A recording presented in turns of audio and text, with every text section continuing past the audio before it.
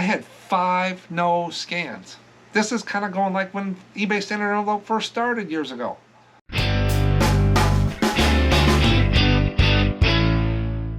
Well, it's time to go over another month of eBay Standard Envelope analysis for April 2024. This is where I go through and pick out 100 random paid and shipped postcards from eBay that use eBay Standard Envelope. I just randomly pick them out of my paid and shipped for the month and then break it down as you'll see here. eBay was over 90% in 3 of these scan areas that I do. I look at origin, destination, out for delivery, and delivered. If any of those are missing, wherever I put a 1 in there and it adds them up, it should be 100 because I do 100. And then it gives me a percent, but they're over 90%. Usually if it's 90% and over, we don't get a lot of work. But I found over time doing this, if things drop below 90% regularly, we get a lot more like, hey, my postcard says delivered, it's not here. All these different messages from buyers. So if they stay above 90%, it seems to be better. Now the goal is always 100%. There's no reason the machines cannot scan these barcodes on these envelopes. So I'm not for sure if eBay's not parsing the information when they get it from the post office, or some post office scanners have problems. But 5 of them, no scans? What's going on with that? Now I'm going to walk through, before we get into it, the details here in a second, the graphs and stuff that I do ongoing for the year. I always show this little clip for people I haven't seen this before. I'm kind of a nutshell, high level of how eBay Standard Envelope works in my eyes. So I'm going to go ahead and play this little clip. If you've seen it before, you can skip over using the chapters below to go to eBay stats and stuff. Now it says Etsy in there because I used to sell on Etsy. And they had a type of letter tracking as well that eBay calls eBay Standard Envelope.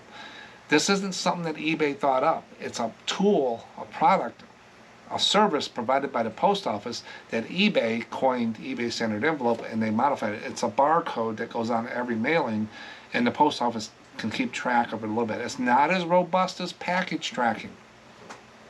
It does not require a acceptance scan because they can't. These are only scanned at the high-speed machines in the distribution centers, the first hop and stuff like that, wherever it goes. So if you take this envelope here and say it's got a barcode on it, eBay Standard Envelope, and you give it to your carrier and says, please scan this, they can't. Their wands will not work with that, only the machines. If you bring it to the post office, they probably don't know what to do with it. It's all done by the machines at the sorting hubs on there. That's why there's no requirement for acceptance scan, because it can't happen, because it gets accepted down there. It just needs a scan somewhere throughout the route on there. But let me go ahead and play this little clip, and I'll be right back. Here is a slide I'm going to bring up on the big screen. This is just the process in my head on there, not real detailed, layman terms. I don't know how everything works with this. I can speculate from my IT background, my technical background, but there are so many different ways to do it. But in a nutshell, this should explain to anybody how it works. So the first box there is you got eBay and Etsy platform. They're connected across multiple data centers and stuff like that. They're not in the same one. That's why it's got the dotted line there. They're 2 separate companies, 2 separate platforms, 2 separate programs, applications, and stuff like that. They're not shared. But I just put them in a box to make it easier. When someone buys a postcard from either eBay or Etsy, it goes to the post office. The post office then sends data that eBay or Etsy, in some way, format, a file, web services, some integration, is going to go up and going to come down. Either eBay and Etsy picks it up or directly goes into those platforms if they have shared access. So that's your scans. When it hits the post office, it goes back and forth into the tracking on eBay and Etsy. If everything is successful with the delivery, then you got a happy customer like at the end here. Even though the scans are not happening, most of the time the customer gets the card and they're happy. So that's how it works. Pretty straightforward.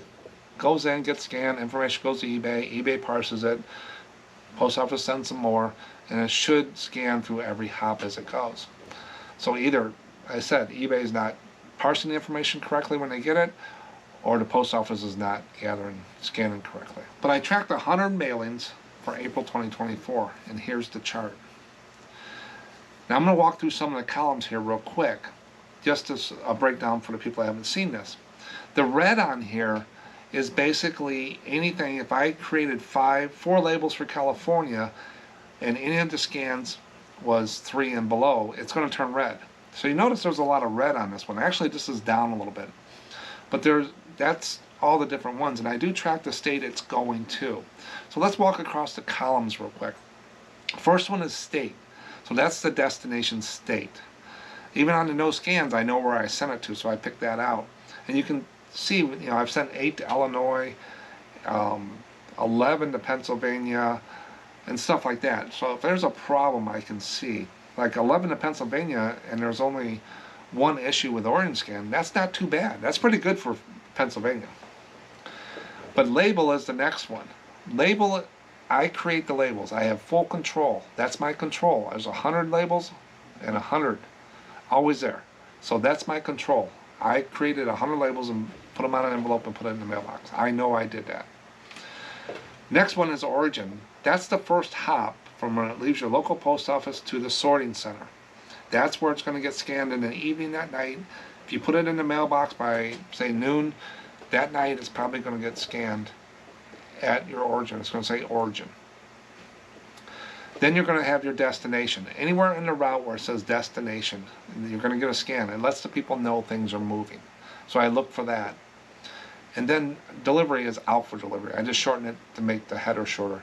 So out for delivery is when it's going to be scheduled for delivery on there. And then delivered, this is the one that gets most people because they're used to package tracking. It's marked as delivered when it hits the last sorting center before it goes to the post office to be delivered by the carrier. It can take 2 to 3 days more to get to the house. You'll get a lot of people asking questions. My postcard says delivered, it's not here. I looked everywhere, even my neighbors. I have a standard little statement that I send to every customer that says that. I don't get it that often. It'll come in spurts, but very rarely do I get it as much as I used to, because people understand it now. You just got to educate them a little bit. Delivered is not, because the carrier is not going to scan it when they put it in the mailbox. There's no way they can. It doesn't work that way, only in high-speed machines. It's just how it works. It's not as robust as package tracking. It's better than a stamp and a label, because we do, most of the time, 90% of the time, we do get some kind of scan. And then over in the last column, it's average number of days for the post office. That's the average of all my postcards is 5 days for April. It wasn't bad. I've heard there was a lot of problems with Ground Advantage and stuff going around. I haven't had that issue on there. I'm still hitting 5 days average. But let's go down to the bottom where I get into what I found for April. The first one is 100 labels. That's my control. I did that. Then the origin, they missed 21 origin scans. My hub, my first drop is the worst. And you're going to see that on a year-to-date chart. Origin is just horrible where I'm at. So that's the norm to me. But I would like them to have it better, but it's out of my control. I just know that it's a problem on there. And nobody's contacted me and say, hey, did you ship this or anything? So I don't dwell on it much. I just want to know that there's a problem. But they're only 79%. Next one is destination scan. They missed 7 of those. They're at 93%. That's when it's moving from my hub around in the Postal Service. So 93%.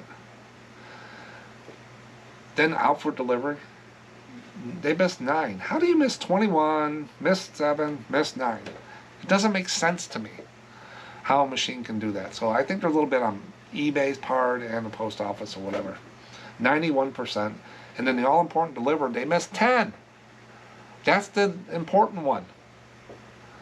90%. So they're staying right on there. And as I said, the post office is averaging overall out of the 100, 5 days. I'm good with that. That's where they've been, as you'll see on the year-to-date chart. But then I track a few more things. No scans. I had 5 no scans. This is kind of going like when eBay Standard Envelope first started years ago. 5 no scans. I think last month I had a bunch more. How does these things get through the system and get to the customer? Because I'm not getting refunds or returned or asking where's my postcard all the time. These things are making it even though they didn't get scanned. I'm not going to go call the customer and poke the bear and say, hey, did you get your postcard? Or scans it and show. Could you let me know? Most people are going to tell you the truth, but that one person out of 1,000, yeah, I didn't get it. You need to refund me. You don't go poke the bear. Leave a sleeping bear alone. So don't worry about it. Your customer's happy. If they weren't happy, they would be contacting you.